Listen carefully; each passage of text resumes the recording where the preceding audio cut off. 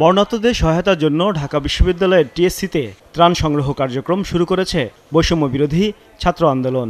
বৃহস্পতিবার সকাল থেকেই দেখা যায় রিকশায় কিংবা ব্যক্তিগত পরিবহনে একে একে পানিসহ শুকনো খাবার নিয়ে আসতে থাকেন। অনেকেই আবার পোশাক, বিস্কিট, চিড়া, রাজধানীর বিভিন্ন প্রান্ত থেকে মুড়ি নিয়ে আসেন। মানুষের চাল পরিমাণ পানি, এখন পানির নিচে তো আর বেঁচে থাকা সম্ভব না 2 মিনিটও। ওদের যেটা দরকার, বোট দরকার এই মুহূর্তে খুব বেশি, এবং ওরা কলা গাছ দিয়ে ভেলা বানিয়ে যতটুকু পারছে চেষ্টা করছে, এবং তার আহ্বান জানাচ্ছে যাতে আমরা বোট তাদেরকে সাপ্লাই দিই। পানি দেওয়ার মমতাও কেউ না, দিল্লিও কেউ নাই, দিল্লির মধ্যে পানি দেওয়ার কেউ না। পানি আন্তর্জাতিক নদীতে আন্তর্জাতিক রুলস রয়েছে, তারা কেন ড্যাম দিল? ড্যাম দেওয়ার কারণে আজকে আমরা তিস্তায় পানি পাই না, আমাদের নদীর গতিপথ হারিয়ে গেছে। সমন্বয়করা সামর্থ্যবানদের পানিবন্দী মানুষের সাহায্যে এগিয়ে আসার আহ্বান জানান। বলেন, শিক্ষার্থীরা তাদের সাধ্যমতো চেষ্টা করে যাচ্ছে, তবে আরও সহায়তা দরকার।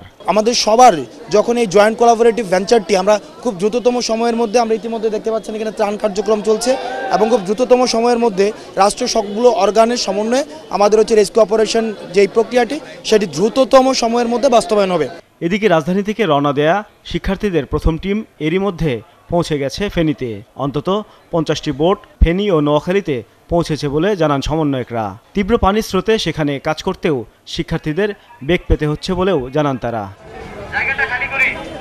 সাজিদ সরকার, ৭১, ঢাকা।